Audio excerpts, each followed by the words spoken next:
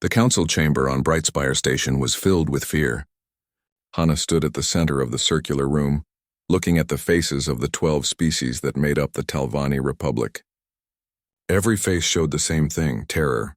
"We have lost another colony," she said quietly. Her voice was steady, but her hands shook. "The Skrull destroyed everything on Varan Prime, 3 million people. Gone in less than 6 hours." The room erupted in panic. Representatives shouted over each other. Some demanded they surrender. Others wanted to flee deeper into unknown space. A few still believed they could win with one more battle. Hana knew better. She had seen the reports. The Skrull were not just winning. They were erasing the Talvani from existence. The Skrull were like insects, but massive and intelligent. Their ships were grown, not built. They ate everything in their path, turning planets into empty husks. 3 major battles had ended in complete defeat. The Talvani military was broken. Their strongest fleets were now debris floating in space. "Silence!" Hana's voice cut through the noise. "Fighting among ourselves will not save us. We need a new option." "What option?" someone shouted. "We have tried everything." Daehyun, a young communications officer, stepped forward. He looked nervous but determined. He carried a data tablet that glowed with old information.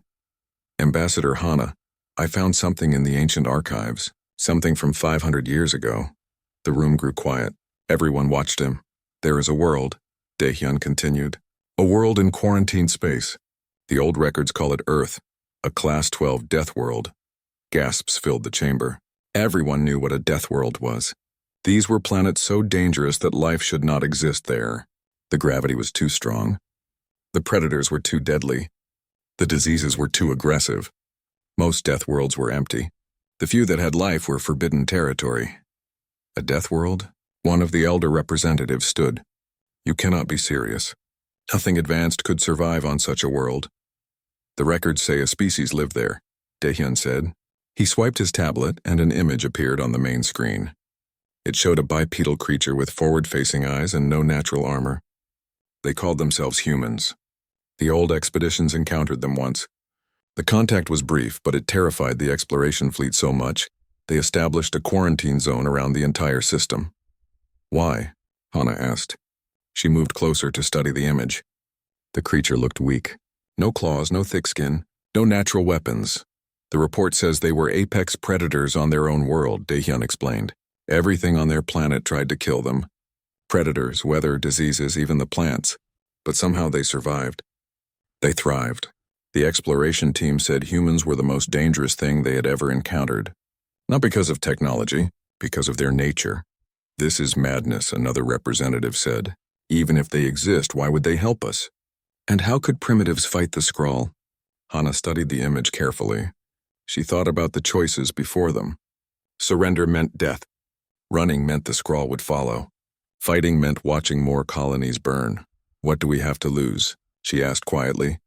The room fell silent again. "We are already dying," Hana continued. "Our children are dying. Our worlds are dying. If there is even a small chance that someone out there can help us, we must try."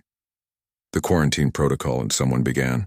"The quarantine protocol was written by people who are now dead," Hana interrupted. "We can follow ancient laws and die honorably, or we can break them and maybe, just maybe, survive." The vote took an hour. It was not unanimous. Many voted against sending the signal. But enough voted yes, and that was all that mattered. Daehyun prepared the message. It was simple because they did not know if the humans would understand complex language. He included their coordinates. He included scans of the Skrull ships. He included a single phrase in every language they knew. "Please help. We are dying." The message was sent toward the Sol system, toward Earth. Then they waited. Days passed. Then weeks. The Skrull continued their advance. Another colony fell. Then another. The Talvani pulled back to their final stronghold. The Verdun system. It was their last stand. Hana had stopped sleeping well. She spent her nights staring at the stars, wondering if the message had even reached anyone. Maybe the humans were gone. Maybe they had destroyed themselves. Maybe the old records were wrong about everything. 3 weeks after sending the message, Daehyun ran into the command center. His face was pale and he was breathing hard. "Ambassador, we received a response." Hana's heart jumped. She rushed to the communication station. "What did they say?" Daehyun pulled up the message. It was short, written in perfect Talvani language. Someone had learned their entire language in 3 weeks. The message read, "Received your distress call. United Humanity Space Force responding. Fleet of 97 warships en route to your position. Estimated arrival, 14 days. Hold your position. Help is coming. Admiral G1 UHSF Indomitable." Hana read it 3 times. Her hands were shaking again, but not from fear this time. 97 warships, she whispered. They still exist, and they are coming. Will it be enough? Daehyun asked. Hana did not know. The scroll had thousands of ships, but the old records had said humans were dangerous. The exploration team had been terrified of them. Maybe there was a reason for that. Send a response, Hana ordered. Tell them we will hold position. Tell them. Tell them we are grateful. As Daehyun sent the message, Hana looked out at the stars again. Somewhere out there, a fleet was racing toward them. A fleet from a death world. A fleet of creatures that had survived on a planet that should have killed them. She thought about what kind of species would evolve in such a place. What kind of warriors would come from a world where everything was a threat? What kind of fleet would a species of apex predators build? The Skrull were coming. They would arrive in less than a month. The Talvani had maybe 10,000 functional ships left. Against tens of thousands of Skrull bioships, it was hopeless. But now they had allies. Strange allies from a forbidden world. Allies that scared the ancient explorers so much they sealed off an entire star system. Hana smiled for the first time in weeks. Maybe they had a chance after all. Maybe the Deathworlders would show the Skrull what real predators look like. 14 days. They just had to survive for 14 more days. Around her, the command staff began to prepare. They reinforced their positions. They recalled every remaining ship. They built defense platforms and minefields. They would hold the line no matter the cost, because help was coming from the stars. Help from Earth, help from humanity. The Deathworlders were coming to war.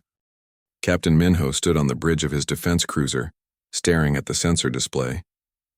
His 3 hearts were beating fast. The human fleet was approaching, and what the sensors showed made no sense. They are moving too fast, his navigation officer said. Those speeds should tear their ships apart. Check the sensors again, Minho ordered. I've checked them 5 times, Captain. The readings are correct. They are traveling at speeds we cannot match. Minho watched the display. 97 ships were dropping out of faster-than-light travel in perfect formation. Not a single ship was out of position. The precision was remarkable. Then he saw the ships themselves and his breath caught. They were not elegant like Talvani vessels. They were not smooth and curved. They were angular and brutal. Every ship looked like it was designed for one purpose, war. Thick armor plating covered their hulls. Weapons bristled from every surface. These were not exploration vessels. These were predators. Incoming transmission, the communications officer announced. Put it through, Minho said. The screen flickered, and a human appeared. She wore a dark uniform with symbols that meant nothing to Minho. Her face was calm, almost relaxed, but her eyes were sharp and focused. She studied him the way a hunter studies prey. This is Admiral G1 of the United Humanity Space Force, commanding the UHSF Indomitable. We received your distress call. We are here to help. Her voice was steady and confident. There was no fear in it. No doubt. Captain Minho of the Talvani Defense Fleet. We are grateful for your response, Admiral. The situation is desperate. The Skrull could arrive at any moment. We know, Ji-won said. We analyzed the data you sent. We have fought similar species before. We know how to kill them. The casual way she said kill made Minho uncomfortable, but he pushed the feeling aside. Admiral, may I ask how many personnel you brought? Each warship carries between 200 and 800 crew, depending on class. Total force, 43,000 humans, plus fighter craft, ground troops, and support staff, 43,000. Against the Skrull's millions, Minho felt his hope fading. Ji-won must have seen his expression. She smiled slightly. It was not a warm smile. Do not judge our numbers, Captain. Judge our capability. Request permission to dock with your station. We should meet in person. Permission granted, Minho said. 2 hours later, Minho stood in the docking bay with Ambassador Hana. They watched the human shuttle land. It was built like everything else they made, heavy and functional. The airlock opened and Admiral Ji-won walked out. She was tall for her species, nearly 2 meters. She moved with confidence and grace despite the station's gravity, which was heavier than most Talvani preferred. Behind her came more humans. An engineer named Hyunwoo who carried technical equipment, a pilot named Eunji, who wore a flight suit covered in strange patches, and several others all watching everything with those forward-facing predator eyes. Ambassador Hana, Jiwon said, extending her hand in a human greeting. Thank you for trusting us. Hana carefully took the hand. The human's grip was firm and warm. She could feel the strength in it. Thank you for coming, Admiral. We did not know if anyone would answer. We always answer, Jiwon said simply. Now let us talk about how to kill these Skrull. They moved to a conference room. Hana displayed everything they knew about the Skrull. Their tactics, their weapons, their biology. The humans listened carefully. They asked questions that made Hana uncomfortable. Questions about acceptable casualties. Questions about which colonies could be sacrificed. Questions about whether the Talvani were willing to use weapons that might destroy entire planets. We do not think that way, Hana said quietly. Every life matters. Every life does matter, Jiwon agreed. That is why we ask hard questions. In war, you must decide what you can sacrifice to save what you cannot. The Skrull will not hesitate. Neither can we. Engineer Hyunwoo pulled up displays of human technology. He explained their weapons, and the Talvani representatives grew more disturbed with each description. Kinetic cannons that fired metal slugs at a fraction of light speed. Nuclear-pumped plasma missiles. Electromagnetic pulse weapons that could shut down electronics across entire fleets. And something called Hellfire missiles that Hyunwoo said could turn a section of space into a temporary star. These weapons are barbaric, one Talvani officer said. These weapons are effective, Hyunwoo replied without emotion. We did not come here to follow your rules of war. We came here to win. Pilot Yoonji activated a hologram showing her fighter craft. It was small and fast, designed to operate in conditions that would kill most pilots. Our fighters can pull maneuvers at 15 G-forces, she explained. We can operate in gravity wells that would crush your ships. We can fly through atmospheric combat. We train for environments that would kill most species. How do you survive such forces? Minyo asked. Evolution, Yoonji said with a slight smile. Our bodies are built for high gravity, dense bones, strong muscles. Redondant organ. If one kidney fails, we have another. If one lung collapses, we keep fighting. Our world made us hard to kill. A medical officer named June showed scans of human biology. The Talvani doctors were shocked. Human bodies were incredibly resilient. They could heal from injuries that would be fatal to most species. They could function with massive trauma. They could adapt to hostile environments quickly. Your world did this to you? Hana asked quietly. Our world tried to kill us every day, June said. Predators hunted us. Diseases attacked us. Weather extremes tested us. Other humans fought us. Everything on Earth was a threat. So we became very good at surviving threats. Jiwon stood and walked to the window overlooking space. She looked out at the darkness. Ambassador, Captain, I will be honest with you. We are not nice people. Humanity's history is full of war and violence. We have nearly destroyed ourselves more than once. We know what it is like to fight for survival against impossible odds. She turned back to face them. But that is exactly why we can help you. The Skrull are aggressive and ruthless. They think they are the apex predators of this galaxy. They are wrong. They have never met us. Can you truly defeat them? Hana asked. They have thousands of ships. Numbers are not everything, Jiwon said. We have faced worse odds.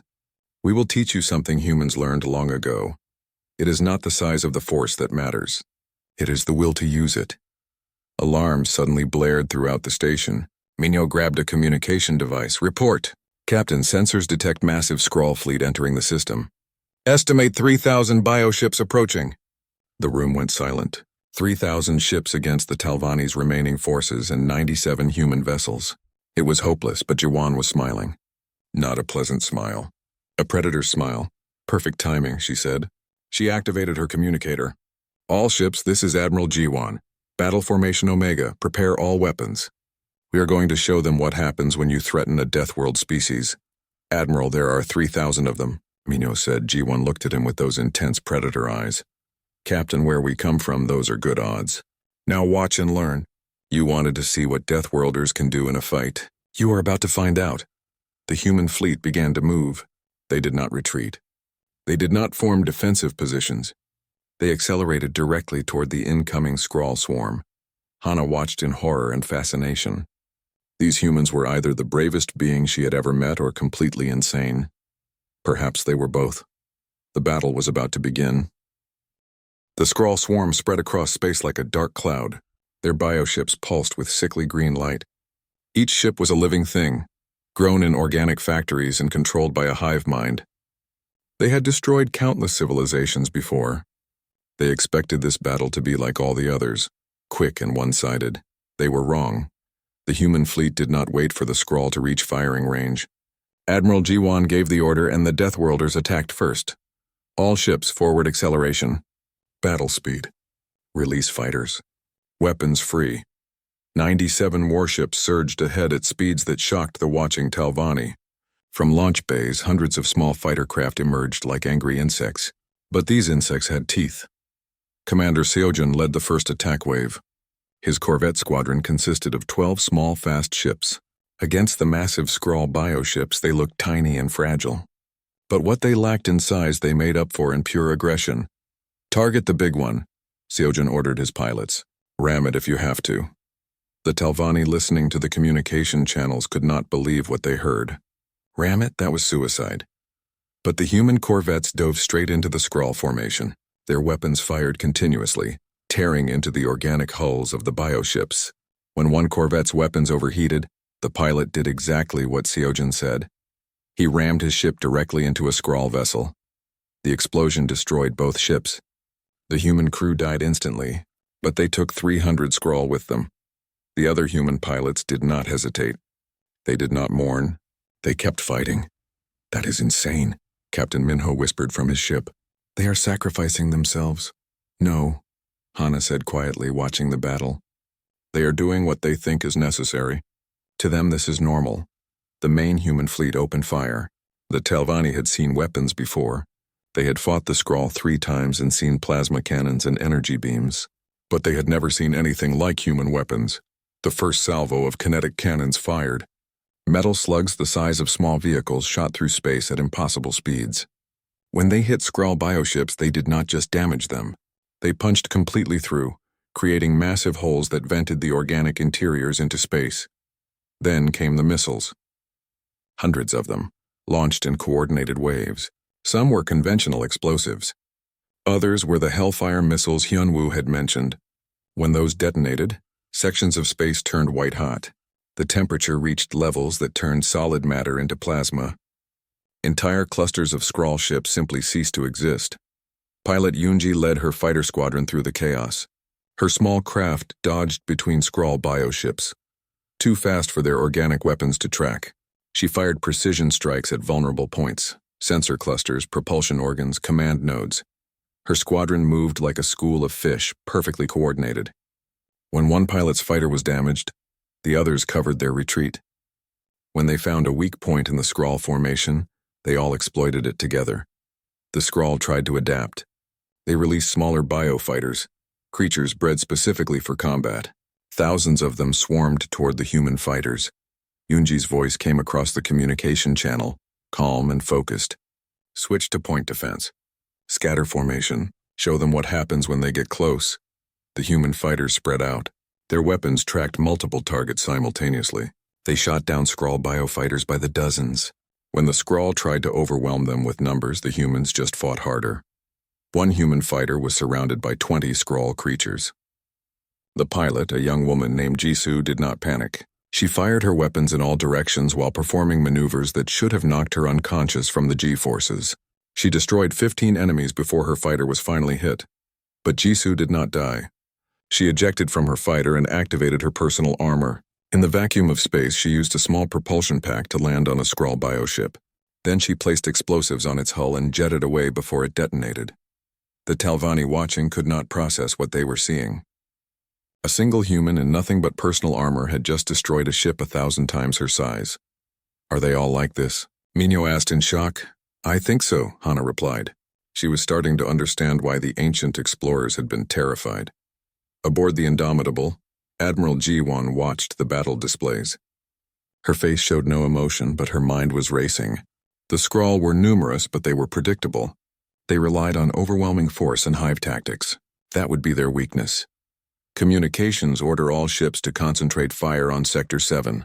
Engineering, prepare the main cannon. Target their command ship. Admiral, the command ship is in the center of their formation, her tactical officer said. We would have to push through hundreds of enemy vessels. Then we push through, G1 said simply. Helm full power to forward shields. All ships follow the Indomitable. We are going straight through them. The massive battleship accelerated. Its shields glowed as Skrull weapons hit them. The energy absorbed could have powered a small city, but the shields held. Behind it, other human warships formed a wedge formation, using the Indomitable as a battering ram. They crashed through the Skrull lines like a blade through flesh. Any bioship that got too close was destroyed by point defense weapons, or simply pushed aside by the sheer momentum of the human vessels. Deep inside the Indomitable, Corporal Minji and her Marine unit prepared for boarding action. They wore heavy-powered armor that made them look like walking tanks. Each Marine carried enough weapons to fight a small war alone. Listen up, Minji said to her squad. The Admiral is getting us next to their command ship. We are going to board it, find whatever passes for a brain and kill it. Simple and direct. Questions? No one had questions. They had trained for this. They were ready. The Indomitable pulled alongside the massive Skrull command ship. Boarding craft launched. Magnetic clamps locked onto the organic hull and cutting torches burned through the outer skin. Minji was the first through the breach. The inside of the Skrull ship was a nightmare of organic tunnels and pulsing walls. The air was toxic to most species, but human biology could handle it for a while. The temperature was extreme, but their armor managed it.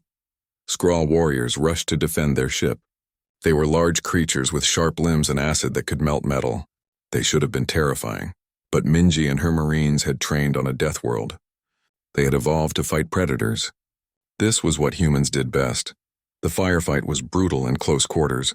Human rifles fired explosive rounds that tore through Skrull armor. When enemies got too close, the Marines used powered fists and blade attachments. When one Marine was injured, another dragged him to cover while continuing to fight. Minji led her squad deeper into the ship, following scanner readings toward the command center. They fought through waves of defenders. They lost 2 Marines to Skrull acid attacks, but they kept moving forward. Finally, they reached it, a massive chamber where the Skrull Queenship's brain pulsed with bioelectric energy. It was the size of a small building connected to thousands of organic cables. Plant the charges, Minji ordered. We have 2 minutes before this thing realizes what we are doing. The squad worked quickly, placing high explosive charges around the brain. The Skrull ship was already trying to fight back, sealing corridors and releasing toxins. But it was too late. Charges set. Everyone out! They ran back through the corridors they had cleared. Behind them, timers counted down. They reached their boarding craft with seconds to spare. The explosion tore through the Skrull command ship from the inside. Without its brain, the massive vessel went dead in space. All around it, other Skrull ships suddenly lost coordination. The hive mind was disrupted. All ships, press the attack, G1 ordered. They are confused. Do not give them time to recover. The human fleet surged forward.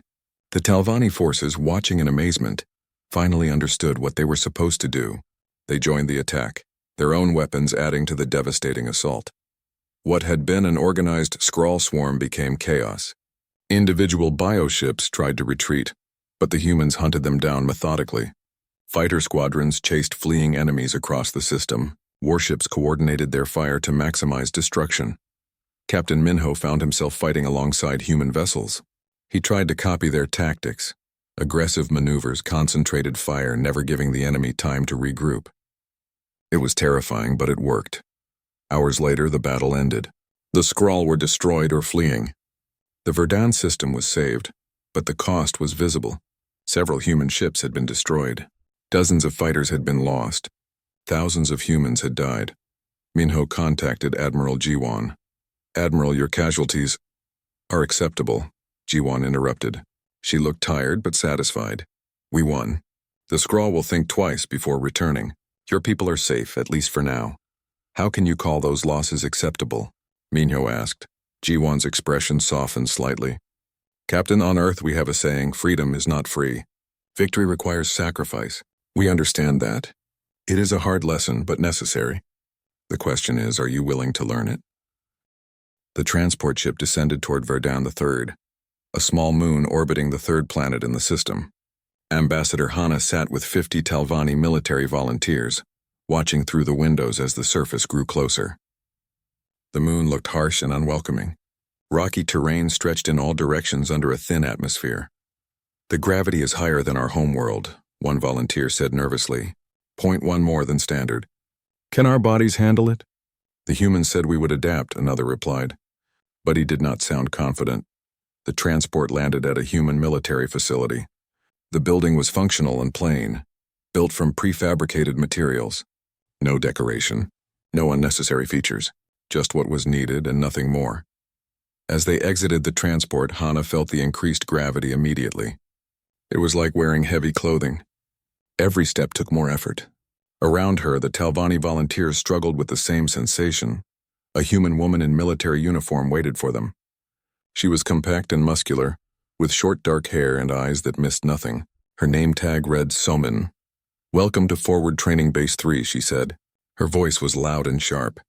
"I am Drill Instructor Somin. For the next 6 months I will turn you into soldiers.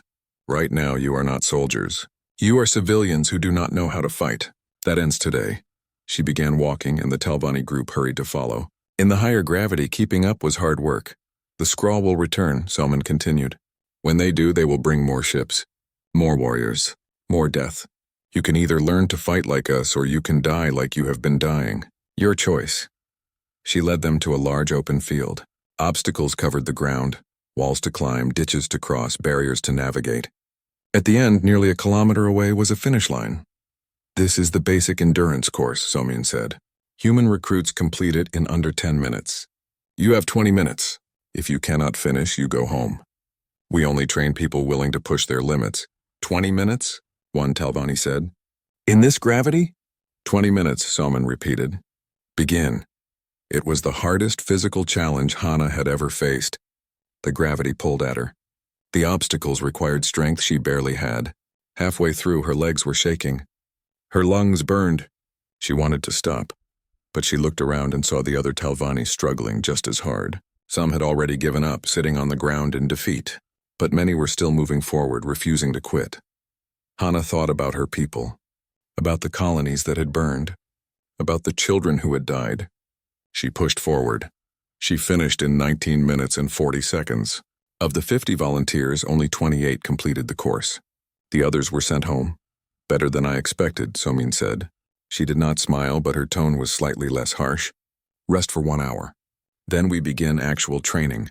The days that followed were brutal. Every morning started before sunrise with physical exercise, running in high gravity, climbing, lifting heavy objects. The humans called it building foundation. To the Talvani, it felt like torture. But slowly their bodies adapted. Muscles grew stronger. Breathing became easier. The gravity that had seemed impossible became manageable. Then came weapons training. The humans taught them to use firearms, not energy weapons, kinetic rifles that fired solid projectiles. The weapons were simple but devastatingly effective. "Energy weapons are good," the weapons instructor explained, "but kinetic weapons never run out of charge. They work in electromagnetic interference. They are reliable.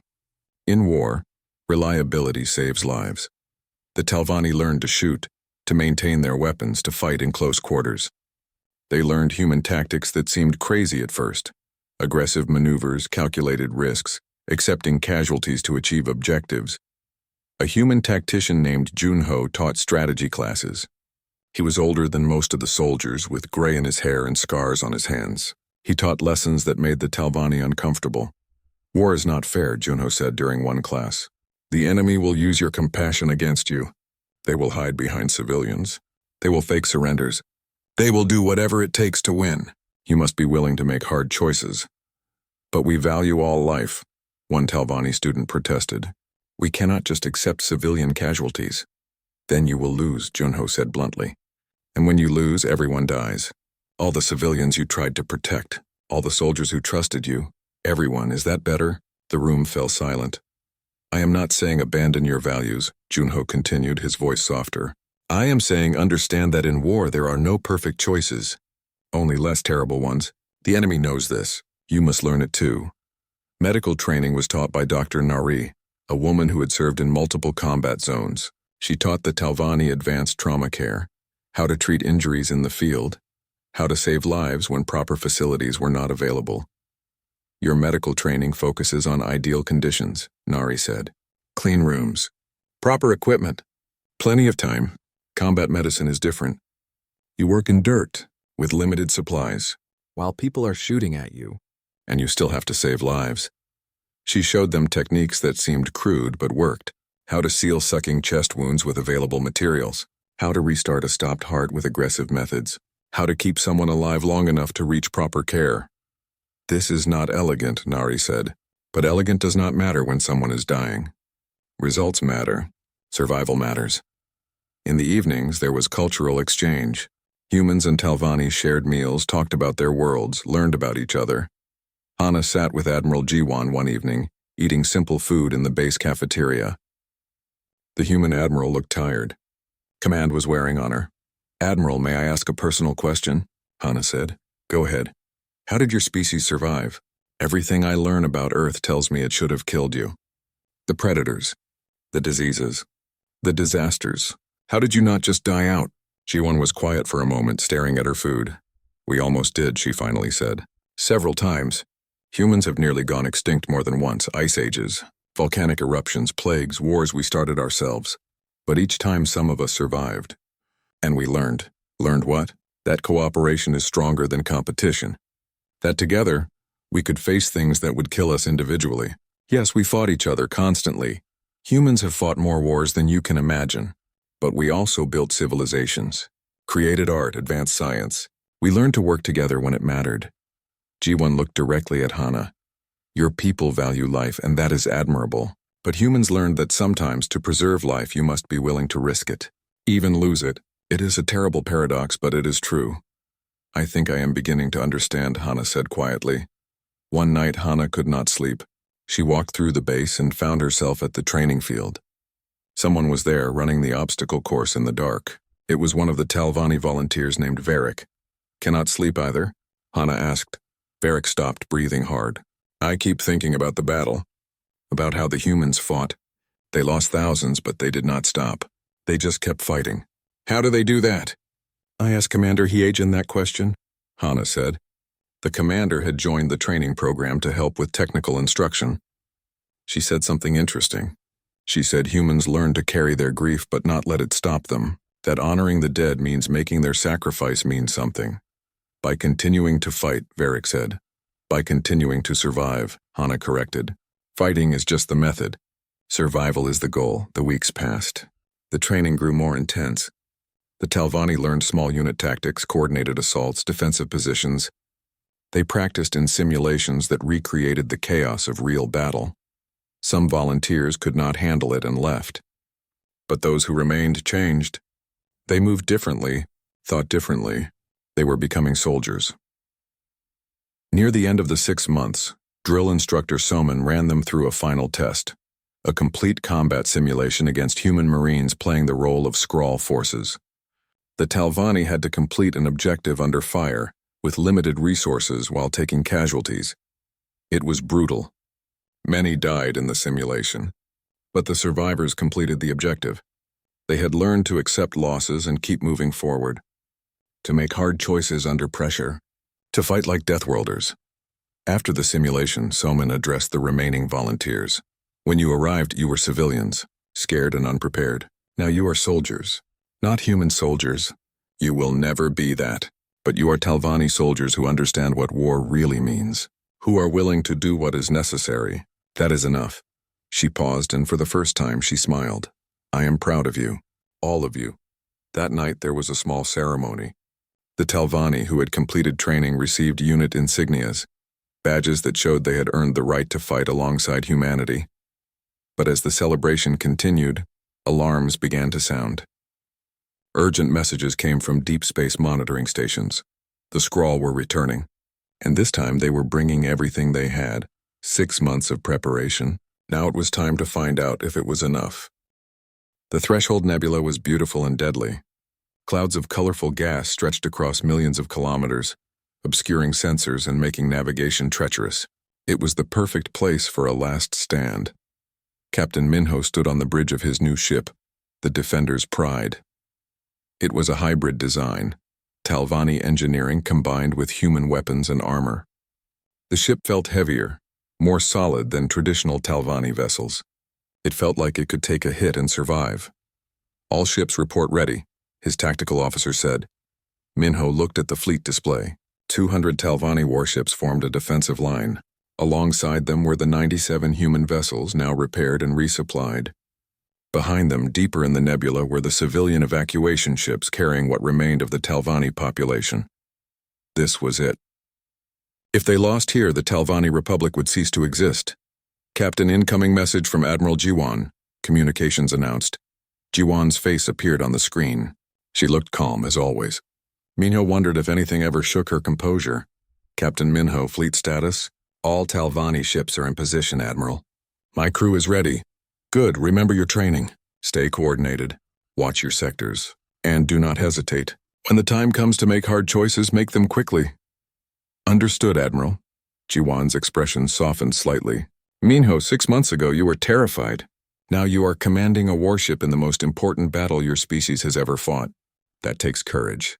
Your people are lucky to have you." Before Minho could respond, every alarm on the bridge began screaming. "Contact. Multiple contacts. Skrull fleet emerging from faster-than-light travel." The sensor showed a nightmare. Ships appeared by the hundreds, then thousands. The Skrull had brought everything. Bioships of every size filled the space beyond the nebula. In the center was something massive. A Queen Mother vessel, twice the size of any ship Minho had ever seen. The numbers kept climbing. 5,000 ships, 10,000, 15,000. How do we fight that? Someone whispered. "The same way we fight everything," Minho said, surprised by the steadiness in his own voice. "Together. All ships, battle stations, here they come." The Skrull fleet began its advance. They moved like a swarm of insects, overwhelming and relentless. They were confident. They had destroyed countless civilizations. This would be no different. They were about to learn they were wrong. "All ships, open fire!" Jiwan's order echoed across the fleet channels. The combined Talvani human fleet unleashed everything. Kinetic cannons roared. Missiles streaked through space. Energy beams carved through the Skrull formation. The nebula lit up with weapons fire like a storm of lightning. The Skrull returned fire, but something was different this time. The defending fleet did not break. The Talvani ships, using tactics learned from humans, spread out and used the nebula to their advantage. They fired from cover, repositioned quickly, and supported each other. Minho's ship shook as Skrull weapons hit their shields. But the shields held. The ship could take the punishment. He ordered return fire, and his gunners responded with precision strikes that crippled 2 bioships. Target destroyed. Acquiring new target. Around him, his crew worked with efficiency that would have been impossible 6 months ago. They were scared, but they were functioning. Training was overcoming fear. Pilot Yunji led her fighter squadron through the nebula's gas clouds. The Skrull biofighters pursued them, but the humans knew how to use the environment. They led the enemies into dense gas pockets where sensors failed, then ambushed them. Break left, Yunji called. Her squadron split into 2 groups, and the Skrull formation flew straight into a trap. Talvani fighters coordinating with the humans emerged from the gas and caught the biofighters in crossfire. It was working. The combined tactics, the training, the cooperation, it was actually working. But the Skrull had numbers. For every bioship destroyed, 2 more took its place. They pressed forward relentlessly, pushing the defending fleet back into the nebula. "We are being overwhelmed on the southern flank," Tactical reported. Minho looked at the display. A Talvani battle group was taking heavy fire, shields failing. In minutes, they would be destroyed. He remembered Junho's lessons about hard choices. "All ships in my squadron, follow me. We are going to relieve the southern flank." "Captain, that will leave a gap in our line," his tactical officer warned. "I know, but if we do not help them, they die. And we need every ship." "Move now!" His squadron broke formation and raced toward the struggling Talvani ships. They arrived just as one vessel's shields failed. Minho's ship interposed itself, taking hits meant for the damaged cruiser. "Get them out of here," Minho ordered. "We will hold this position." His ship shuddered under the assault, but the hybrid design proved its worth. The human-style armor held. They bought enough time for the damaged ships to retreat and regroup. On the ground of a contested moon called Verdun 6, Commander Sun Hee led a joint strike force. The Skrull had established a forward base on the surface, using it to coordinate their fleet. The base needed to be destroyed. Sun Hee's team consisted of 30 human marines and 40 Talvani soldiers. Together they infiltrated through underground caverns the Skrull had not detected. "Remember, move quietly until we cannot move quietly," Sun Hee whispered. Then we move very loud. They reached the cavern beneath the Skrull base. Above them, organic structures pulsed with bioelectric energy. These were the coordination nodes that helped the Skrull fleet fight as one. "Plant the charges," Sun Hee ordered. "We have 10 minutes before they detect us." Humans and Talvani worked together, placing explosive charges at structural weak points. The Talvani's precision was perfect for identifying the exact locations. The humans' experience with demolitions ensured maximum damage. Charges set. Everyone back to the entrance, but as they retreated, a Skrull patrol discovered them. Alarms echoed through the caverns. "Contact! Multiple hostiles!" The firefight was chaos in the confined space. Human rifles barked. Talvani energy weapons flashed. Skrull warriors charged with their sharp limbs and acid attacks. A Talvani soldier named Kessa was hit by Skrull acid. She went down, screaming. 2 human marines immediately dragged her to cover while continuing to fire. "I am fine." "Keep fighting!" Kessa shouted despite the pain. That was the training. That was the lesson learned. "Do not stop. Keep moving. Complete the mission." They fought their way out of the caverns just as the charges detonated. The explosion collapsed the entire Skrull base, destroying the coordination nodes. In space, the Skrull fleet immediately became less coordinated. Their attacks grew disorganized as they lost connection to their ground support. "Now, all ships concentrated assault," Jiwan ordered. The combined fleet pressed the advantage. They focused fire on isolated Skrull groups, destroying them before they could regroup. The tactics were working, but the battle was far from over. For 3 days, the fighting continued.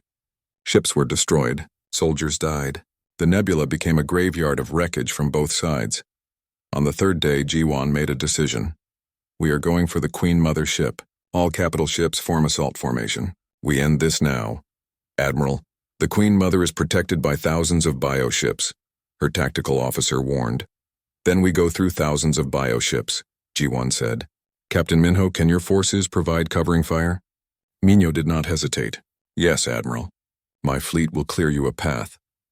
The Talvani ships concentrated their fire on one section of the Skrull formation, creating an opening.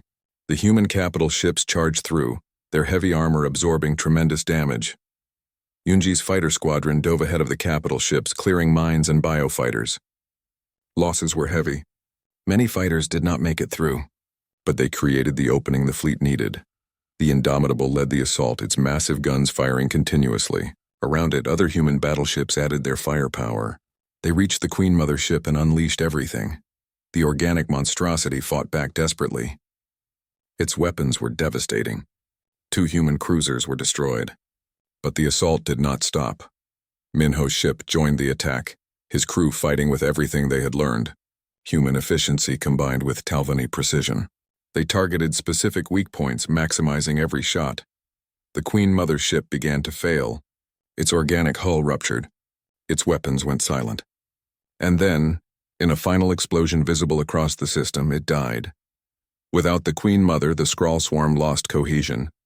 Individual bioships tried to flee. The combined fleet hunted them down methodically. By the 4th day, it was over. The Skrull were defeated, scattered, broken. The cost was terrible. Both fleets had suffered massive casualties. Hundreds of ships destroyed. Thousands dead. But they had won. On the bridge of his damaged ship, Minho received Admiral Jiwan's transmission. "Captain, your fleet performed excellently. Your people have learned well." "We had good teachers," Minho replied. He was exhausted, grieving for his lost crew but also proud. "Admiral, what happens now?" "Now we rebuild," Jiwan said. "Together." This battle proved something important. When we stand united, we are stronger than any threat. The question is, are you willing to make that unity permanent? Minho thought about everything that had happened. The desperate SOS, the humans arriving when no one else would, the training, the sacrifice, the victory. "Yes," he said. "Yes, we are.